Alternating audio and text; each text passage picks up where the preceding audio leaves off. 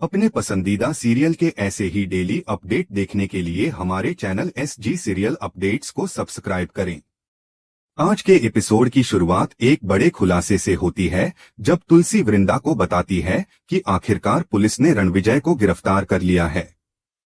यह खबर सुनते ही वृंदा के चेहरे पर राहत और खुशी साफ झलकने लगती है, क्योंकि वह काफी समय से चाहती थी कि रणविजय को उसके किए की सजा मिले। लेकिन घर का माहौल उसी वक्त बदल जाता है जब अंगद अचानक परी के खिलाफ बोलना शुरू कर देता है। वह गुस्से और दर्द भरे लहजे में कहता है कि परी भी कोई बहुत मासूम नहीं है और उसकी हर बात पर भरोसा करना सही नहीं होगा। तुलसी और वृंदा दोनों हैरान होकर उससे पूछती हैं कि आखिर वह अपनी ही बहन के खिलाफ ऐसा क्यों सोच रहा है। अंगद भावुक होकर कहता है कि कोई भी उसकी बात समझने की कोशिश नहीं करता और हमेशा उसी को गलत ठहराया जाता है। तुलसी उसे समझाने की कोशिश करती है कि परी और ऋतिक उसके अपने भाई बहन हैं और परिवार में इस तरह की बातें रिश्तों को तोड़ देती हैं।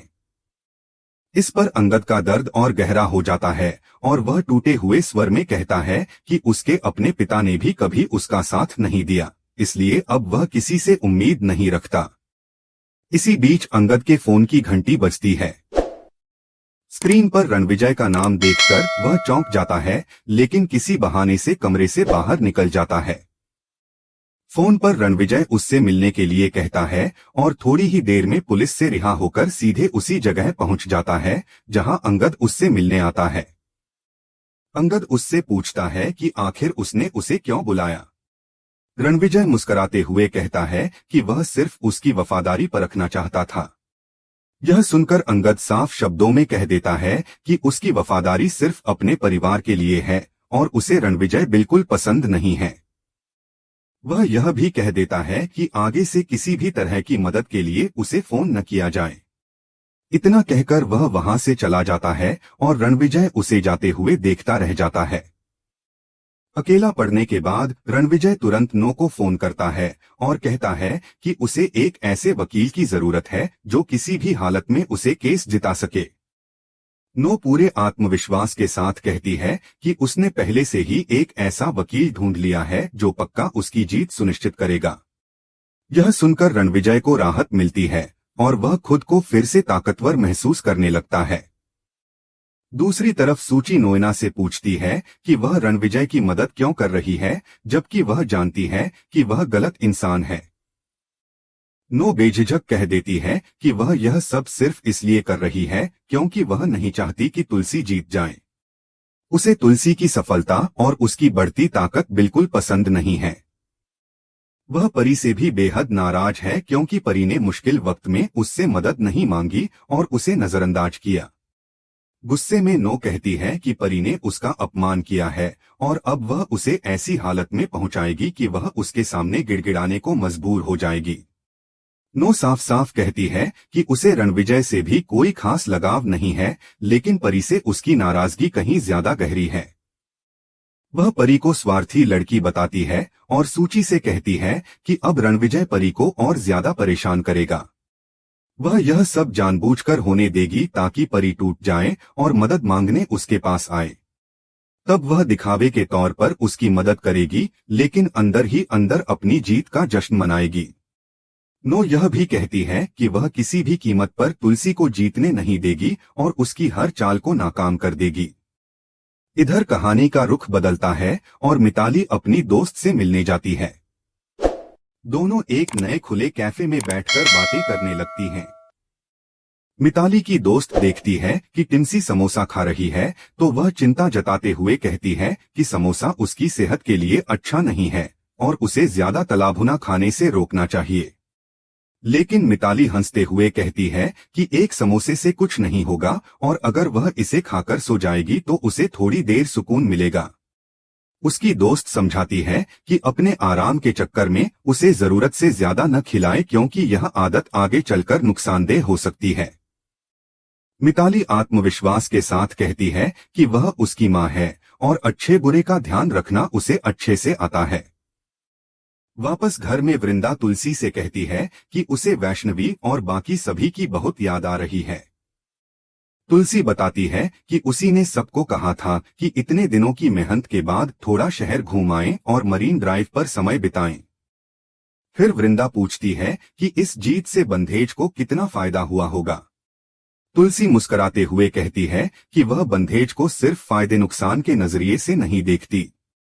इस जीत से उन्हें बहुत बड़ा ऑर्डर मिला है और क्लाइंट ने कहा है कि उन्हें 1000 साड़ियों का सैंपल दिखाना होगा।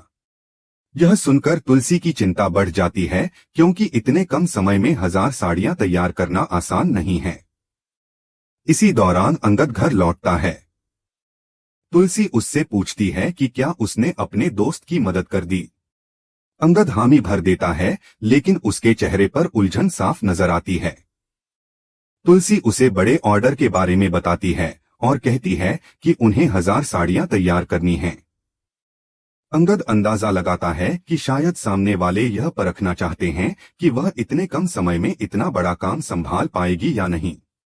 वह यह भी याद दिलाता है कि उनका पूरा सेटअप अभी अंजार में है और ऐसे में मैनेज करना मुश्किल होगा। तुलसी गहरी सांस लेकर कह यही थी है कि उसने किसी से मदद लेने का फैसला किया है और उसी को बुलाया है। तभी दरवाजे पर दस्तक होती है और अजय अंदर आता है। उसे देखकर अंगद चौंक जाता है, क्योंकि उसे उम्मीद नहीं थी कि वह यहाँ आएगा। तुलसी अजय से भावुक होकर कहती है कि जिस तरह उसकी बेटी और उसके परिवार ने उसका अपमान किया था, उसे नहीं लगा था कि वह कभी मदद के लिए आगे आएगा। वह सच बताती है कि जिंदगी के इस मोड़ पर उसे सच में मदद की जरूरत है। तुलसी अजय को बड़े एक्सपोर्ट ऑर्डर के बारे में बताती है और कहती है कि अकेले उसकी औकात नहीं है कि वह यह काम संभाल सके। अजय चुपचाप उसकी बात सुनता रहता है। तुलसी कहती है कि उसने सुना है कि अजय ने कई बड़े एक्सपोर्ट ऑर्डर पूरे किए हैं और अगर वह साधन और व्यवस्था में मदद कर दे तो वह और उसका परिवार मेहनत करके काम पूरा कर लेंगे। मुनाफा भी वह उसकी शर्तों के मुताबिक बांटने को तैयार है। तुलसी अजय से भावुक स्वर में कहती है कि वह इस काम को उसके ऊपर एहसान की तरह न माने, क्योंकि वह किसी पर बोझ नहीं बनना चाहती। लेकिन अजय तुरंत उसके शब्दों को रोक देता है और कहता है कि ऐसा बिल्कुल मत कहिए, असल में एहसान तो आपका मुझ पर है। वह याद दिलाता है कि किस तरह कोर्ट में आपने अपनी ही बेटी के खिलाफ जाकर सच्चाई का साथ दिया था और मुझे झूठे इल्जाम से बचाया था। अगर उस दिन आप मेरे पक्ष में गवाही नहीं देती तो आज मैं और मेरा पूरा परिवार न जाने किस हाल में होते। इसलिए यह मत समझिए कि आप मुझसे मदद मांग रही हैं, बल्कि सच तो यह है कि आप मुझे दोबारा आपके साथ काम करने का मौका देकर मेरा मान बढ़ा रही हैं। तुलसी यह सुनकर भावुक हो जाती है और कहती है कि तुमने तो एक दिन कहा था कि जीवन भर मेरे बेटे बनकर रहोगे और आज तुमने यह बात सच साबित कर दी। मुझे गर्व है कि मैं तुम्हें अपनी औलाद की तरह मानती हूँ। दोनों की आंखों में अपनापन साफ झलकता है। इसी बीच अंगद आगे बढ़कर अजय से माफी मांगता है और कहता है कि उसने बीते वक्त में कई गलत फैसले लिए। अजय मुस्कुराकर उसे थाम लेता है और कहता है कि अगर मैं तुम्हारी जगह होता तो शायद मैं भी अपनी बहन का ही साथ देता, इसमें कोई गलत बात नहीं थी। अंगद स्वीकार करता है कि उसने सच को समझने में देर कर दी और गलत का साथ दे बैठा। अजय उसे गले लगाकर सांत्वना देता है और वहां से जाने की तैयारी करता है। तभी तुलसी उसे रोककर कहती है कि वह चाहती थी कि बंधेज की सभी बेटियां तुमसे मिलें, ताकि वे भी जान सकें कि परिवार और रिश्तों का असली मतलब क्या होता है। अजय विनम्रता से कहता है कि आप सब फैक्ट्री आ जाइए, वहीं आराम से मुलाकात हो जाएगी। इतना कहकर वह चला जाता है।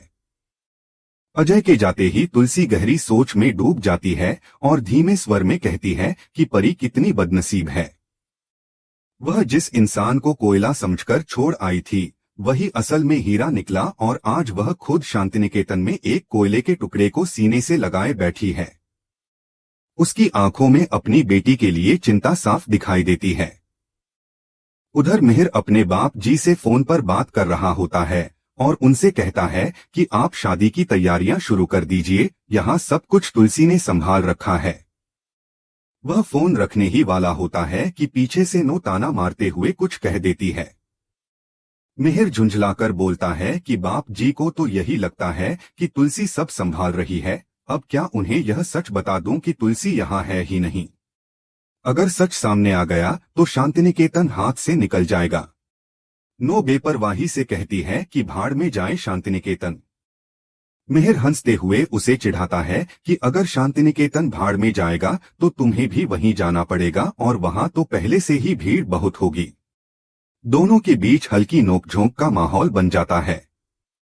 नो अचानक पूछती है कि बाप जी का फोन क्यों आया था। मिहिर बताता है कि कुंडली मिलाने के लिए फोन किया था क्योंकि बाप जी इन बातों पर बहुत विश्वास करते हैं।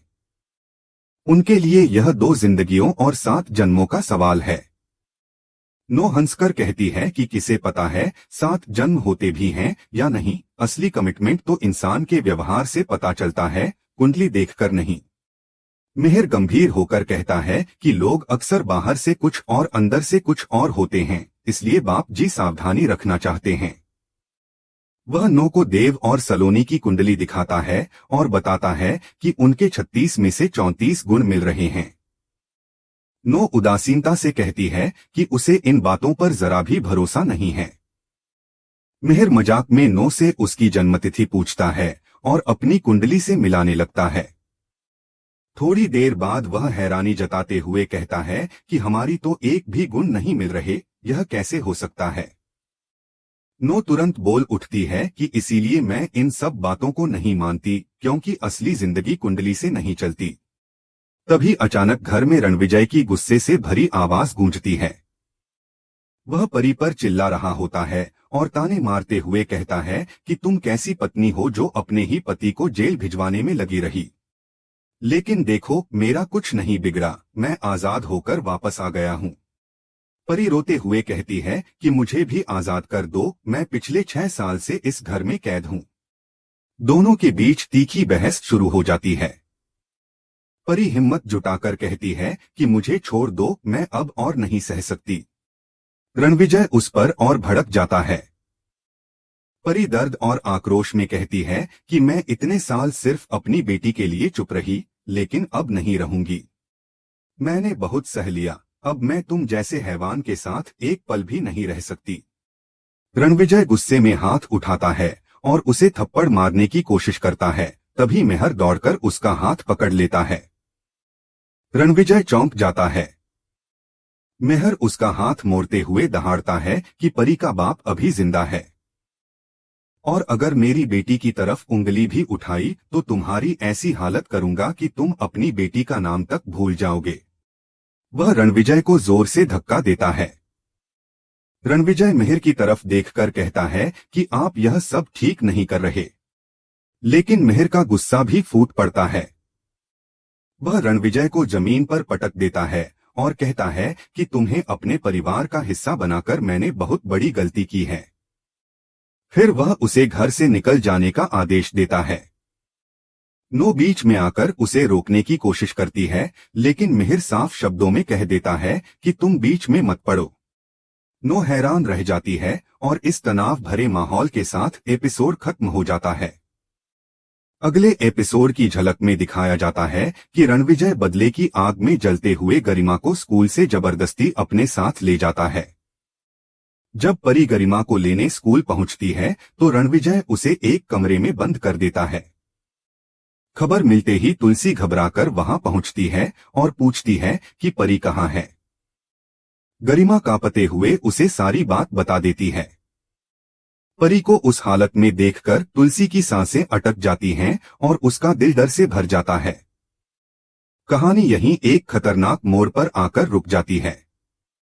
आज का एपिसोड आपको कैसा लगा, यह हमें जरूर बताइए और ऐसे ही डेली अपडेट्स के लिए वीडियो को लाइक करें और हमारे चैनल SG सीरियल अपडेट्स को सब्सक्राइब करना न भूलें।